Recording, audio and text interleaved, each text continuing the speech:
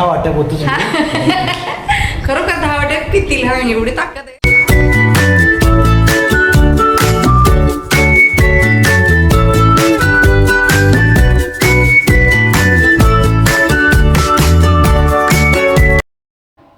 तर good morning सगळ्यांना पहिलं तर. आणि सगळेजणी कशा आहात? मस्त मजेत ना? आय होप तुम्ही मजेतच असाल. तर आजचा दिवस तुम्हाला खूप मनासारखा तुमच्या आनंदाचा सुखसमृद्धीचा जाओ आणि तुमच्या मनातल्या सगळ्या चांगल्या इच्छा स्वामी महाराज लवकर पूर्ण करोत.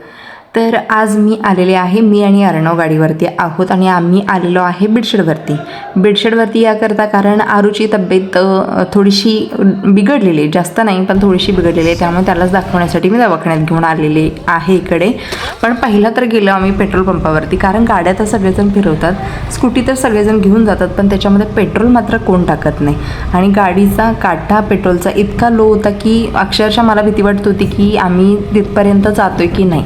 असं घाबरत आम्ही पेट्रोल टाकून आलो. आणि हा आहे बेडशेडचा नजारा. आणि म्हणजे आता ही व्यापारपेठ छोटी होती आधी सुरुवातीला, पण आता भली मोठी झालेली आहे. इथं काही मिळत नाही असं नाही, अख्खं कोल्हापूर आता इथं उभं राहिलेलं आहे. आणि बेडशेडवरती नाही आहे फक्त तो, आता फक्त डीमार्टच नाही आहे, बाकी सगळं काही आहे इथं अवेलेबल. त्यामुळे कोल्हापूरला जाण्याची गरज सहसा भासत नाही.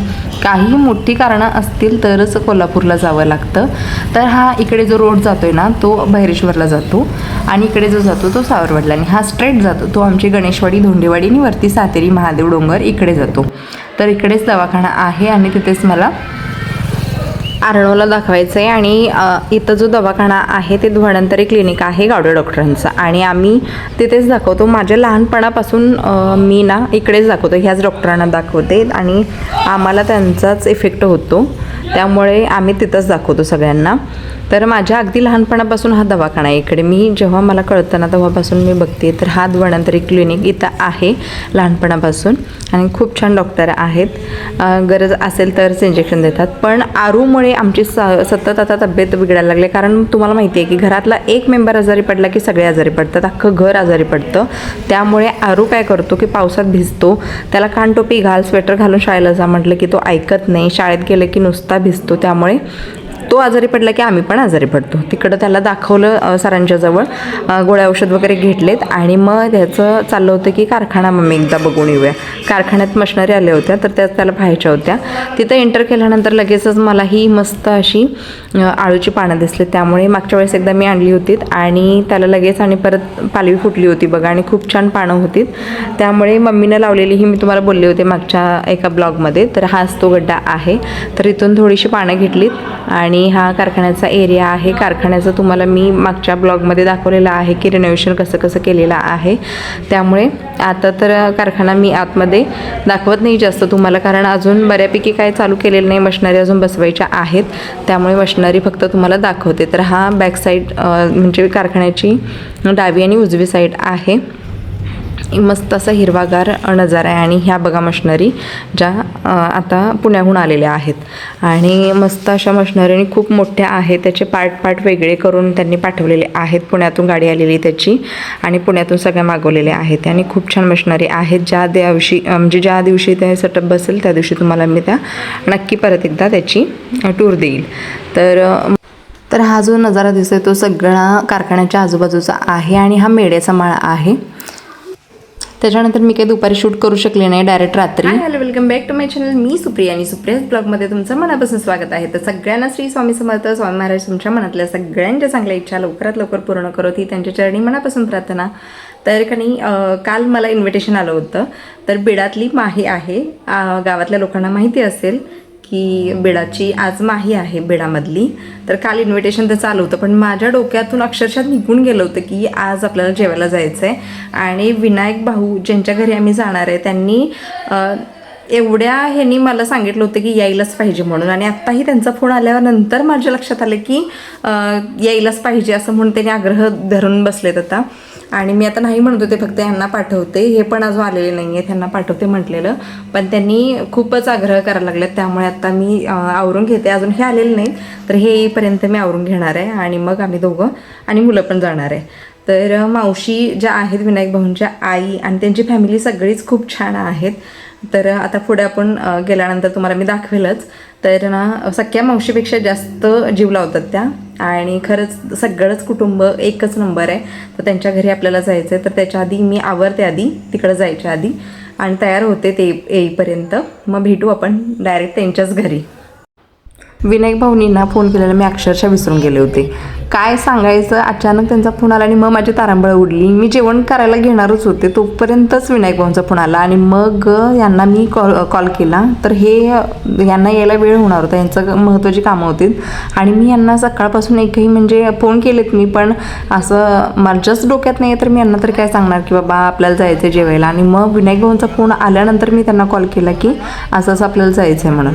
त्याच्यानंतर मग ते कोल्हापूरमधून निघाले. जवळपास त्यांना यायला 1 तास लागला. म्हणजे 9, 9:15 आम्ही घरातून बाहेर पडलो जेवायला जायला विनायक भाऊंच्या. खूप लेट झाला. त्यांना 2-3 वेळा त्यांनी परत फोन केला, तर त्यांना सांगितलं की मी असं लेट झालं तर किती पण वेळ होऊ दे जेवायला या म्हणून त्यांनी सांगितलं होतं. तर इकडे मग आम्ही राहुलचीच गाडी घेऊन आलो आणि हे जे दिसतंय शॉप ते केदार नमकीनवालं. तर ते राहुलचं प्रोडक्शन आहे स्वतःचं. तुम्हाला मागच्या वेळेस मी एकदा बोललो होतो की आमचं बीडशेडवरती दुकान आहे, तेच हे दुकान आहे. श्यामल इकडे होती कारण मम्मी पप्पा लग्नाला की साखरपुड्याला असं काहीतरी गेले होते कोणाचे तर श्यामल येऊन थांबली होती आणि राहुल पण आहे इकडे आतमध्ये आहे. आणि हे असं भलं मोठं दुकान आहे, खूप छान आहे आणि स्वतःचं प्रोडक्शन असल्यामुळे एकदम काळजीपूर्वक सगळ्या गोष्टी बनवल्या जातात. एकदम कधीही खाऊन बघा, मस्त आणि 1 नंबर क्वालिटीचाच माल दर्जेदार उत्तम दर्जाचा तुम्हाला मिळणार. तर तुम्ही एकदा येऊन इथे भेट द्या. तर मग तिथं थोडंसं खायला घेतलं आणि मग आम्ही निघालो बेडाकडे जायला. तर बेडात मावशी राहतात ह्या आणि आमची ओळख कशी, तर मावशी कारखान्यात येत होत्या आधी, म्हणजे कारखान्यात थोडं कामासाठी येत होत्या. त्यावेळेस आमची ओळख झालेली. पण ओळख अशी म्हणतात की असं वाटतं की कधी जन्मोजन्मीचं आमचं नातं आहे का काय, अशा मावशी आहेत त्या. त्यामुळे त्यांची सगळीच फॅमिली अशी एवढी जवळची झालीत की आपली घरचीच असल्यासारखे झालेले आहेत. असं नाही की बाबा फक्त तोंडाने ओळख आहे म्हणून, असं नाही. एकदम जीवाभावाची माणसं आहेत. आणि घरात गेल्यानंतर आरोने थोडं शूट घेतल्यानंतर मावशी म्हणले की आमचं घर थोडंसं लहान आहे, छोटं आहे. पण खरं सांगू का, मावशी जर व्हिडिओ बघत असतील तर घर लहान आहे महत्त्वाचं नाही मावशी, कारण तुम्ही माणसं एवढी 1 नंबर आहे ना आणि यांचं मन 1 नंबर मोठं आहे. खरोखर यांचं मनच ना इतकं साफ आणि एवढी माणसाच्या जगात ह्या साधी सरळ असतात. ही मला खरोखर यांच्याकडे बघून खरंच बरं वाटतं की अगदी कुठलाही स्वार्थ नाही, कुठलंही नाही. अगदी एका हाकेला धावून पण येणार आणि कधीही तुम्ही एनीटाईम त्यांना फोन करा, एनीटाईम कुठल्याही गोष्टीसाठी त्यांना हाक मारा, ते नक्की आवर्जून येणार. असं काही नाही. त्यामुळे यांचं घर छोटं नाही, यांचं मन खूप मोठं आहे. तर फायनली आम्ही येऊन पोचलो आत्ताच आमच्या घरी.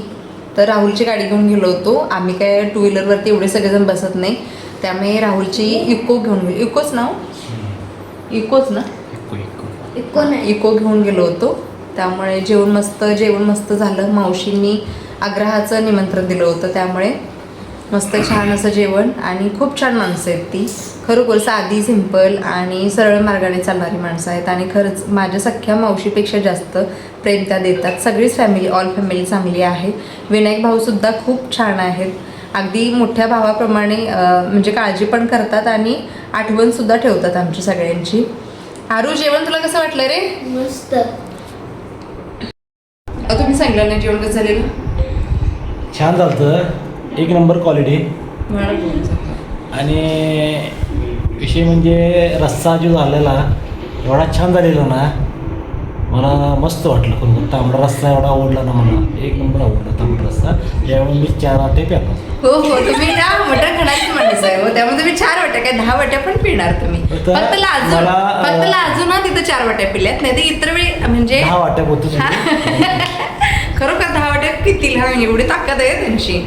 फक्त लाजून पाहुण्यांच्या घरी गेलोय म्हणून ना 4 वाट्या पिऊन आलेत, नाही तर अदर घरी असतात तर होय. आता ते 10 म्हणल्यानंतर ते हिशोबाने सगळं नाही हो, नाही 10 चपात्या वगैरे काय खात नाही. दोघं चांगला वाडा बघा, ट्राय करा, खावा तर बोलवा यांना, बोलवा कोणाला मटण वगैरे केलं ना कोणाच्या घरी, माईला वगैरे यांना आमच्या सांगा.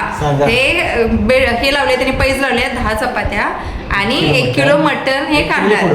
1 किलोच्या पुढे हे मटण खाणार. ते नाही का मटण वगैरे कोणी केलात ना तर नक्की यांना बोलवा. 10 चपात्या आणि 1 किलोच्या पुढे यांना मटण पाहिजे. आणि नाही संपवलं तर तुम्ही काय करणार? नाही जर तुम्ही संपवलं तर काय करणार तुम्ही? मी आहेच त्यांना परत देणार. असो अशा गमती चालायच्याच आमच्या. तर इकडे दुसऱ्या दिवशी ना आमच्या घराशेजारी जे बांधकाम चालू आहे ना त्यांचं आदल्या रात्री म्हणजे आम्ही ज्या दिवशी जेवून आलो ना त्या रात्री सिमेंट वगैरे आणून ठेवले होते पोती, कारण त्यांचा स्लॅब होता, काल तुम्हाला दाखवलं होतं. तर त्या स्लॅबची यांची तयारी चालू होती आणि भरपूर अशी गर्दी झाली होती, भरपूर माणसं वगैरे आली होती सगळेजण, आणि त्यांनी स्लॅब टाकायची जोरदार तयारी चालू होती. आणि स्लॅब तिकडे आज चालू आहे असल्यामुळे दिवसभर म्हणजे गल्लीत दंगा वगैरे होता, त्याचा सगळा आवाज येत होता. त्यामुळे जास्त काय आज शूट करू शकले नाही, त्यामुळे आता हा व्हिडिओचा एंड इथंच करते. पुन्हा भेटू उद्याच्या नवीन एका ब्लॉगमध्ये. तोपर्यंत बाय.